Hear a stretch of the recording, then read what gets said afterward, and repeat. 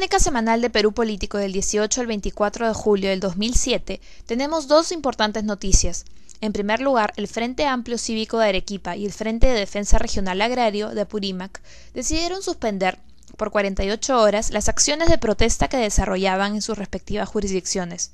De inmediato, el 17 de julio, el premier Jorge del Castillo viajó a la ciudad de Arequipa, en compañía del canciller José Antonio García Belaúnde, encabezando la comisión de alto nivel para dialogar con las autoridades políticas, dirigentes gremiales y representantes de la sociedad civil de esa región. Durante su diálogo con los dirigentes de Arequipa, el jefe del gabinete informó que el gobierno se comprometerá a usar el Fondo de Compensación y Estabilización de los Combustibles para permitir que sus precios se mantengan al alcance de los sectores populares.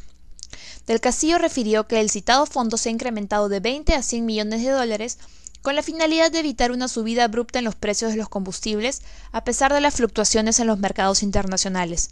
Asimismo, el premier señaló que el gobierno está dispuesto a reducir a cero el arancel a la harina con el objetivo de evitar una nueva subida del precio del pan. El ministro de Economía y Finanzas, Luis Carranza, rechazó que estas medidas tengan un sesgo populista. Agregó que las rebajas arancelarias van a continuar. El 20 de julio, el presidente Alan García aseguró que el gobierno no ha caído en el populismo, como aseguran algunos analistas, y negó que la eliminación del arancel que pagaban las importaciones de trigo signifique un subsidio a este producto.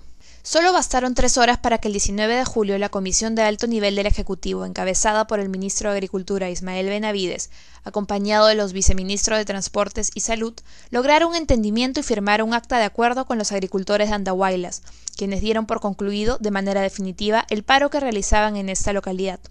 El documento fue elaborado por 3 mesas de trabajo, Agricultura, Salud y Transportes, que actuaron por separado y que estuvieron integradas por funcionarios gubernamentales de cada sector y por los representantes de los campesinos. Al final, el acta de acuerdo firmada por el gobierno satisfizo, en su mayoría, las principales demandas de las organizaciones agrarias de la zona, como la reducción del IGV a los fertilizantes, la construcción de carreteras, el envío de tractores, la creación de postas médicas y el acceso a préstamos para los agricultores. Ayacucho también marcha para llamar la atención del gobierno hacia sus demandas. El presidente de la región, Ernesto Molina, anunció que este sábado 21 unos 3.000 pobladores de diversas zonas de Ayacucho partirán de esa ciudad con rumbo a Lima, en marcha de sacrificio, para reclamarle al gobierno central la atención de una serie de demandas referidas a temas agrarios, de educación, de salud y de desarrollo económico. La denominada Gran Marcha de los Guaris, sin embargo, podría ser suspendida si el premier Jorge del Castillo autoriza antes la formación de una comisión de alto nivel que atienda el pliego de reclamos que, en febrero pasado, el Frente de Defensa del Pueblo de Ayacucho le alcanzó al Poder Ejecutivo, añadió el presidente regional. Por otro lado, el 19 de julio, tras 14 días de paralización, el premier del Castillo anunció el final de la huelga de los maestros del Sindicato Unitario de Trabajadores de la Educación en el Perú, SUTEP. Las labores escolares se reanudaron el 20 de julio a nivel nacional. Robert Huaynalaya, de la facción radical, desconoció el levantamiento de la huelga y reiteró que la ley de la carrera pública magisterial apunta a eliminar la estabilidad laboral de los docentes. Sin embargo, al día siguiente, Huaynalaya dijo que los docentes a los que representaba habían decidido levantar la huelga para hacer frente a la campaña del gobierno que pretende presentar dividido al sindicato ante la opinión pública. El secretario general del SUTEP, Luis Muñoz, informó que luego de que por la mañana se instalara la mesa de diálogo entre el SUTEP y el Ministerio de Educación, ya se había llegado a algunos acuerdos, entre ellos anular los procesos administrativos contra los huelguistas y permitir que los profesores contratados que habían sido reemplazados retornaran a sus puestos. Aunque el dirigente aseguró que el tema de los descuentos todavía era materia de negociaciones, el ministro de Educación, José Antonio Chang, afirmó categóricamente que de todas maneras procederán. Como segunda noticia, tenemos que el 26 de abril de este año, el Congreso otorgó facultades extraordinarias al gobierno para legislar, durante 60 días hábiles, en materia de tráfico ilícito de drogas, lavado de dinero, terrorismo y otros temas.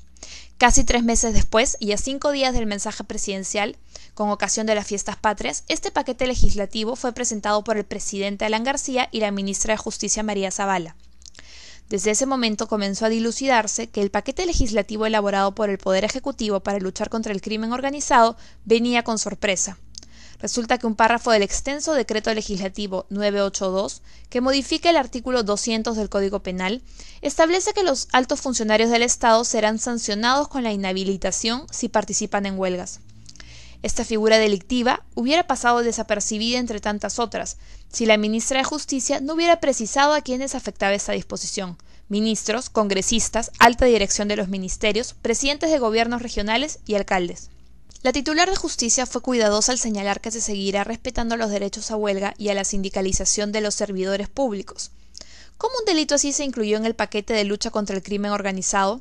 Al parecer es una nueva figura de extorsión, a la que hizo alusión Alan García al iniciar la conferencia de prensa.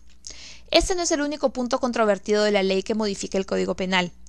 El decreto legislativo también modifica el artículo 20 del Código Penal para que los miembros de las Fuerzas Armadas y de la Policía queden exentos de responsabilidad penal cuando, en el cumplimiento de su deber y en uso de sus armas en forma reglamentaria, causen lesiones o muerte a una persona.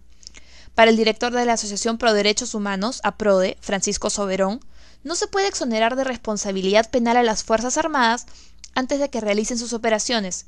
Eso solo les corresponde al juez y a los fiscales que recogen las denuncias en su contra. Precisó que APRODE revisará las normas promulgadas por el gobierno para determinar si excedieron las facultades otorgadas por el Congreso.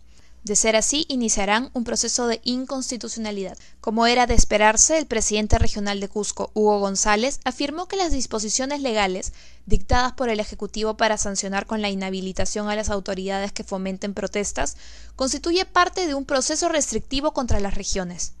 En tanto, el presidente regional de Loreto, Iván Vázquez Valera, calificó de exageradas las normas decretadas por el gobierno, al expresar su preocupación por el recorte de la opción de protestar que hasta la fecha viene dando resultados, porque capta la atención del Ejecutivo. Para el presidente regional de Tacna, Hugo Ordóñez, del Partido Nacionalista, el paquete de leyes que ha promulgado el Ejecutivo para enfrentar el crimen organizado y la delincuencia común es de corte antidemocrático, vulnera el Estado de Derecho y viola la Constitución. Sin embargo, discrepando de Ordóñez, el presidente de la región Junín, Vladimiro Huároc, señaló que algunos presidentes regionales no han comprendido que su responsabilidad es gobernar y hacer función de Estado, no actuar como líderes sindicales. De otro lado, en el Congreso, la bancada del Partido Nacionalista anunció que promoverá la interpelación a la ministra de Justicia, María Zavala, así como la presentación ante el Tribunal Constitucional de una acción de inconstitucionalidad arguyendo que el paquete legislativo promulgado por el gobierno atenta contra los derechos de las personas. Juvenal Ordóñez, vocero del Partido Nacionalista, añadió que estas acciones irán en paralelo a la revisión de los decretos legislativos que el subgrupo de la Comisión de Constitución debe efectuar cuando se inicie la próxima legislatura.